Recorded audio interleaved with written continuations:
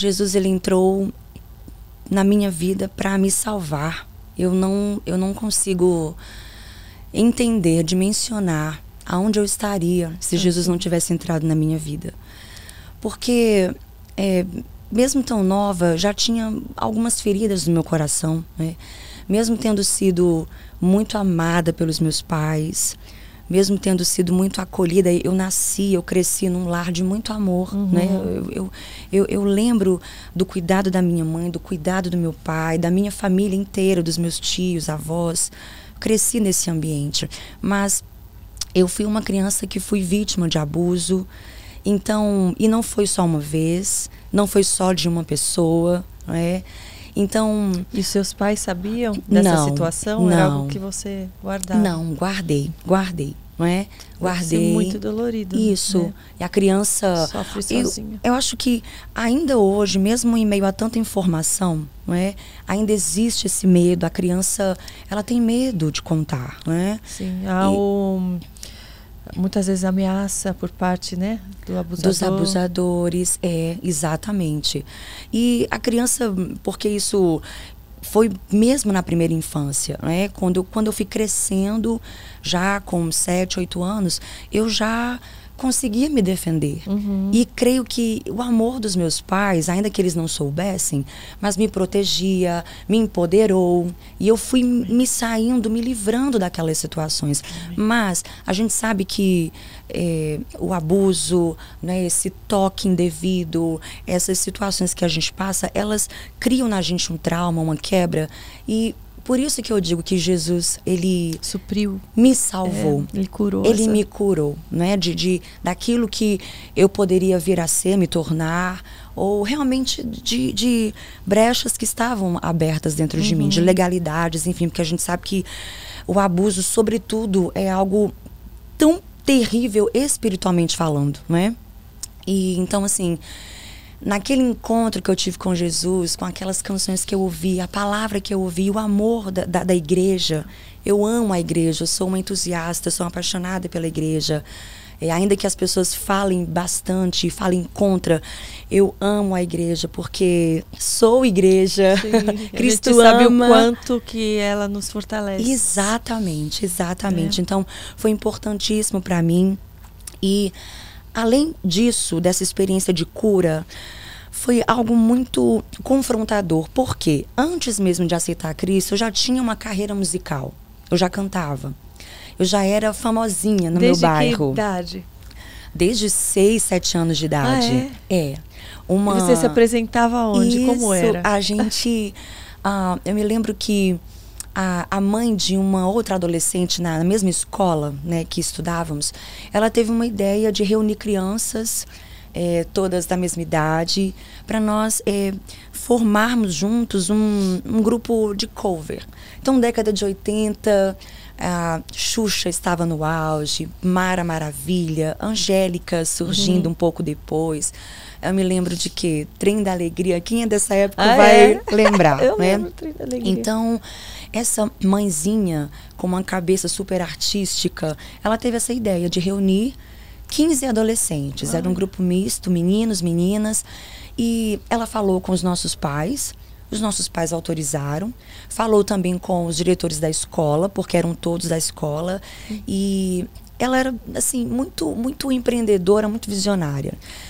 Para resumir isso, né, foi algo que deu muito certo. Porque era tudo de muita excelência. A gente tinha que tirar notas boas na escola. Olha que legal. Né? Tinha alguns pré-requisitos. Sermos bons filhos, estudantes, exemplares, né? E nos dedicarmos aos ensaios. Então, a gente tinha no turno da manhã a escola, e o turno da tarde inteiro nós ensaiávamos, porque a gente buscava ao máximo reproduzir todas aquelas coreografias, enfim. Era algo muito excelente. E logo a gente começou a ganhar concursos na cidade, né, em Fortaleza. Daqui a pouco fomos para disputar concursos da Secretaria de Cultura do Estado. Olha, ganhávamos. Que legal. Daqui a pouco estávamos na televisão e a gente começou a ganhar por aquilo. Era tão interessante que na Semana da Criança, outubro... Contratavam vocês. Não, a gente não tinha tempo para fazer as provas bimestrais. a escola tinha que aplicar a prova em outro turno. De uma forma especial, porque nós estávamos crescendo muito nesse trabalho, né? Então, eu comecei a trabalhar muito cedo. Sim. Né? Mas foi algo muito... Foi positivo, não foi? Foi positivo. Você não chegou a perder a infância, não. Aquela coisa, né? Porque as pessoas, às vezes, são contra isso, da criança trabalhar desde cedo. Eu trabalhei desde os meus 4 anos de idade. Também como modelo, depois como atriz, mas eu jamais perdi minha infância. E pelo contrário, me deu uma noção de responsabilidade. Foi muito bom, porque meus pais também souberam ter essa percepção de que eu fazia e que eu gostava de fazer aquilo. Não foi algo que foi imposto.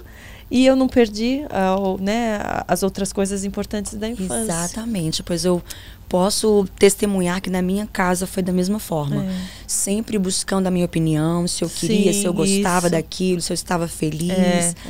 E eu também cresci com essa responsabilidade, né? Com essa consciência, sabendo administrar o meu tempo, o meu dia e me dedicando. Então, foi uma infância de muito trabalho, mas foi muito especial. Eu não me arrependo de forma alguma.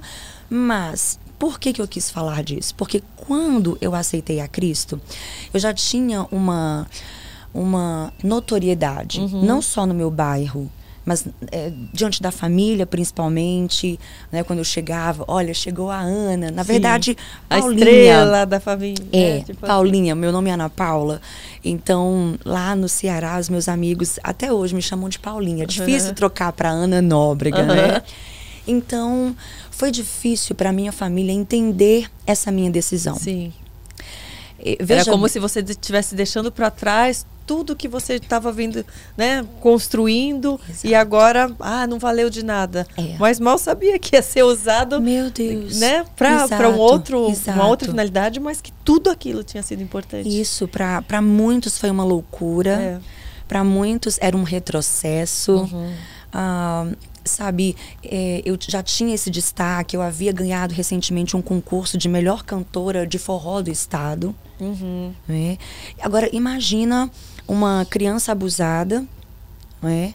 Uma criança que foi realmente molestada muitas vezes, caindo na noite em bandas de forró, porque... me perdoem talvez se eu ofenda alguém aqui com essas palavras, mas a gente sabe que no mundo artístico, não tem regra. Existe uma vida que te mina. A gente pode falar isso. A gente sabe que muitos não têm suportado. É uma liberdade, uma libertinagem muito maior que está, aliás, que antes era mais nítido, né, no mundo artístico, mas que hoje em dia está tomando velado. Hoje não. Então, e antes era só no mundo artístico. Hoje em dia ele tá se expandindo para todas as áreas. E está se tornando algo natural, o que é muito perigoso. Muito perigoso. Eu já via, né, nesses eventos que nós fazíamos, nós nos apresentávamos em eventos para adultos com as autorizações devidas, né, com ordens judiciais e tudo organizado, tudo preparado. Mas a gente já passeava nesses ambientes, nesses bastidores. Por isso eu posso afirmar, né, as coisas que eu via. Muita bebida, muita droga, mulheres tendo relações com vários homens. Então, eu não tenho dúvida de que talvez essa seria a minha vida, seria a minha história. Então, sabe, Jesus me tirou de tudo isso. Foi talvez meio drástico, foi incompreendido pelas pessoas que me amavam. Foi automático, assim? Ou foi algo que você foi sendo confrontada ao longo dos meses, ou conforme foi passando e você foi, né, lembrando do que você já passou e falar, olha, agora isso não tem mais a ver com o meu caminho? Ou foi naquele momento você já tinha certeza que tudo aquilo não fazia mais parte? Foi uma... Sabe quando a Bíblia fala imediatamente, né? Sei, porque comigo foi assim. Pô, ai, que radicalismo, ai, que exagero. Mas, gente, não fui eu. Foi um trabalho de Deus ali que... Não sei por quê. Algumas pessoas passam por processos, têm a sua conversão em processos, né? Eu diria que, abrindo um parêntese, Simão Pedro, ele teve esse processo, porque ele é chamado por Jesus, né, para largar a profissão de pescador de peixes.